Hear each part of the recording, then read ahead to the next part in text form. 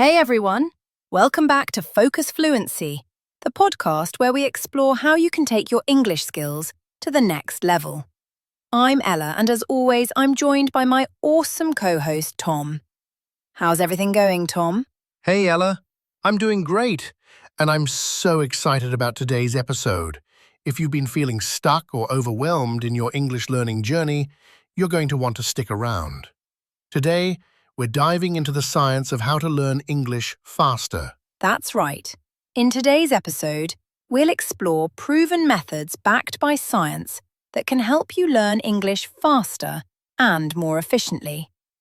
We're going to break down how your brain processes language, the most effective learning strategies, and how to stay motivated along the way. Exactly. Whether you're a beginner or intermediate learner, these techniques will accelerate your progress and give you the tools to take your English skills to new heights. Let's get started. Let's start with the brain, the incredible organ responsible for everything we learn. So, Tom, what happens in the brain when we learn a new language like English? Well, Ella, learning a language actually changes your brain structure. It's called neuroplasticity, which means your brain can adapt and form new neural connections. Every time you speak, listen, or read in English, your brain is strengthening those pathways, making it easier to recall words and understand grammar. That's fascinating. And the best part is, you don't need to be young to take advantage of this. Neuroplasticity works at any age. Even as adults, we have the ability to learn and improve. We just need to practice regularly. Exactly. The more you practice, the stronger those neural connections become, making it easier for your brain to process the language.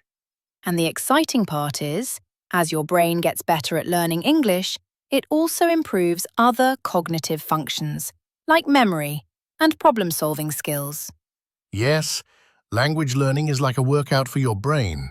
The more you challenge it, the stronger it becomes. Let's get into the methods. One of the most effective ways to learn faster is through spaced repetition. Ella, could you explain what that is?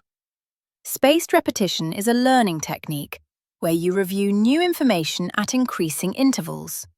For example, you might learn a new word today, then review it tomorrow, then a few days later, and again a week after that. That's right.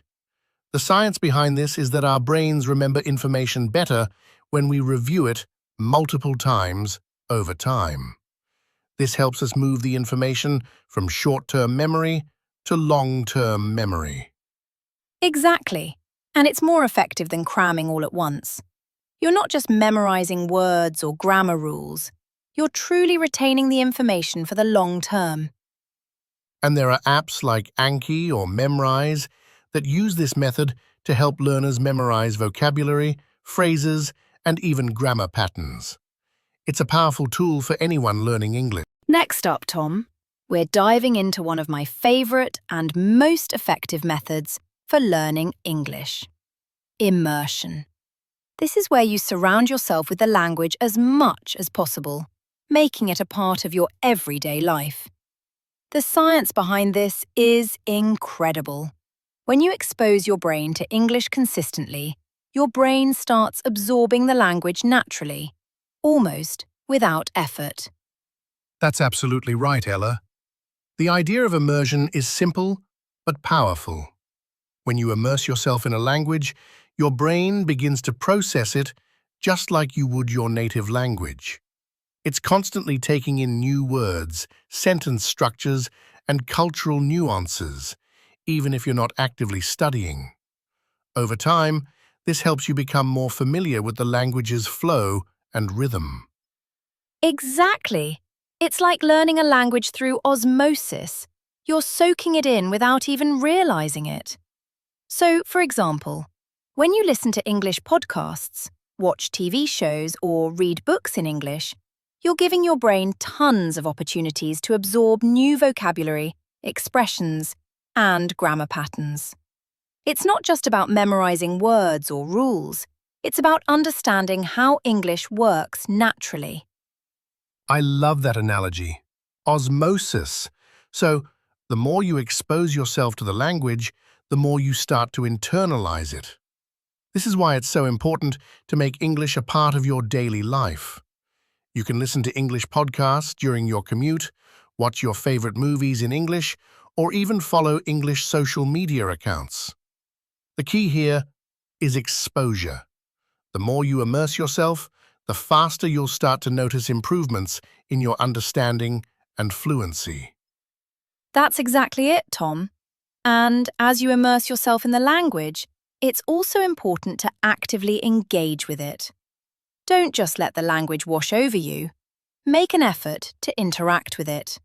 So, for instance, when you hear a word or phrase you don't understand while listening to a podcast or watching a show, take a moment to look it up. Then, try using it in your own sentences.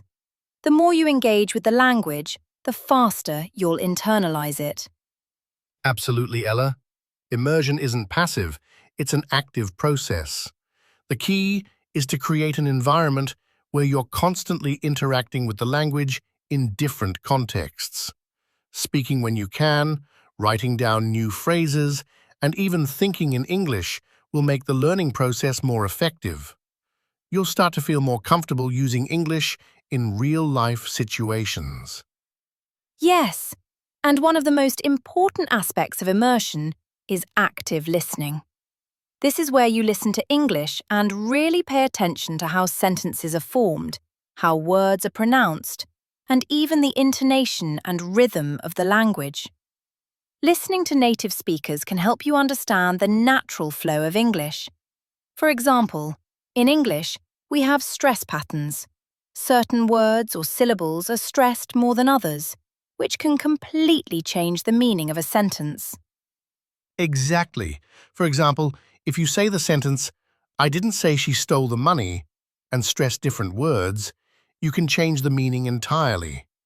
When you stress "I," it implies someone else said it.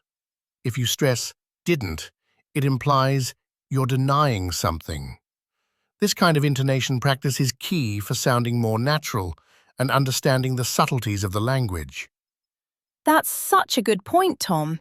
It's important to understand that English is a global language, and there are so many variations of it.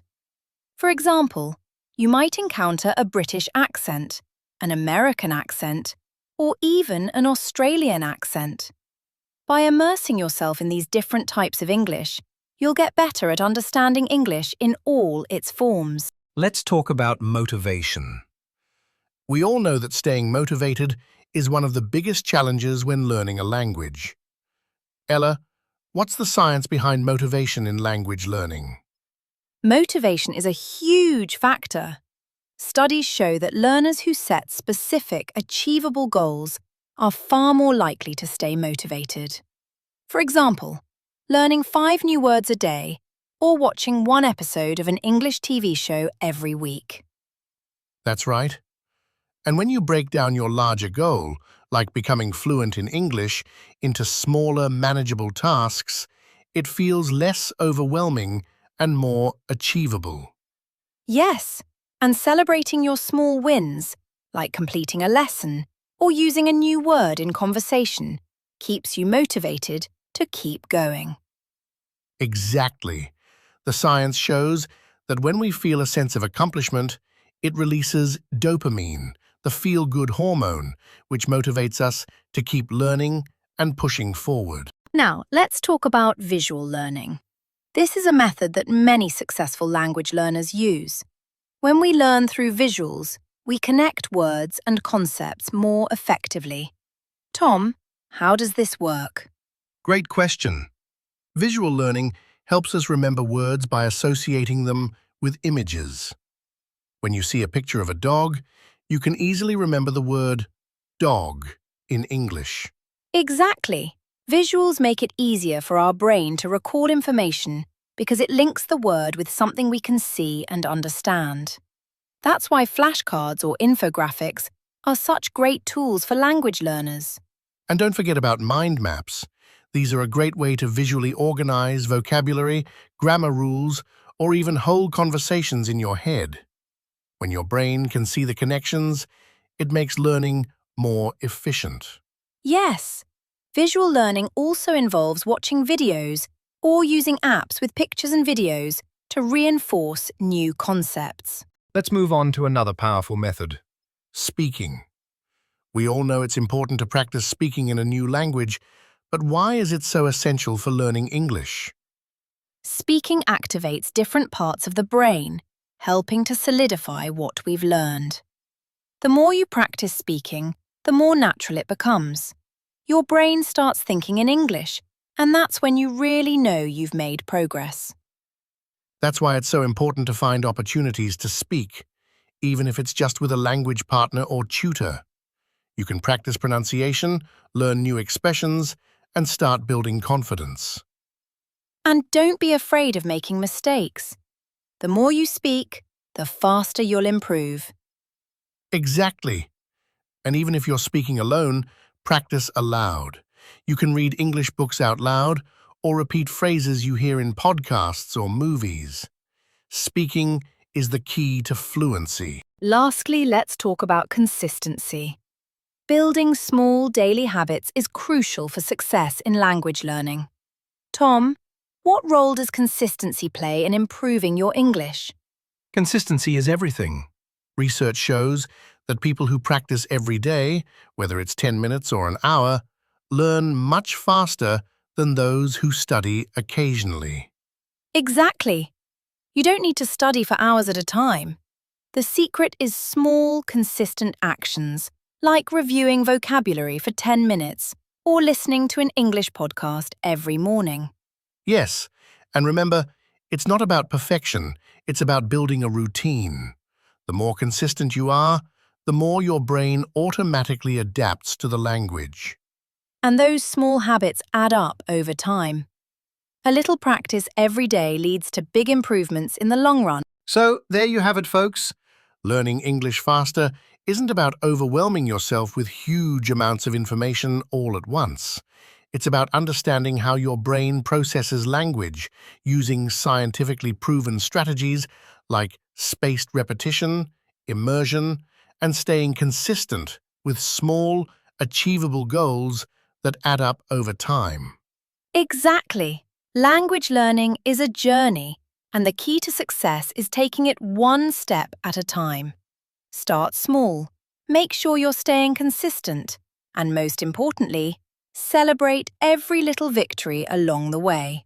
Whether it's learning a new word, understanding a new expression, or simply feeling more confident speaking, those small wins are what build up your fluency over time. That's right, Ella. And let's not forget that progress is progress, no matter how small it seems. Don't compare yourself to others. Every learner's journey is unique. With the right mindset, the right methods, and a bit of patience, you'll get there. Fluency will come, and it'll feel natural when it does. Absolutely. The journey to fluency may take time, but the skills you develop along the way are priceless. So, keep practicing every day, even if it's just for 10 minutes, and stay motivated. Your efforts will pay off, and soon enough, you'll realize just how far you've come. We're so glad you joined us today on this episode of Focus Fluency. We hope these tips and strategies will help you stay motivated and focused on your English learning goals. Be sure to subscribe, rate, and review this podcast so you never miss an episode filled with more tips and tricks to help you master English and unlock your potential. And we'd love to hear from you. What small habit or strategy are you going to start implementing today? Let us know in the comments or reach out to us on social media. We'll be back soon with more advice to keep you moving forward. Until then, keep practicing, stay motivated, and remember, the journey to fluency is full of small, powerful steps. Each one brings you closer to your goal. Keep going, and you've got this. If you found today's episode helpful, share it with someone who's on the same learning journey. Let's help each other grow. Until next time, keep learning and keep improving. See you in the next episode of Focus Fluency.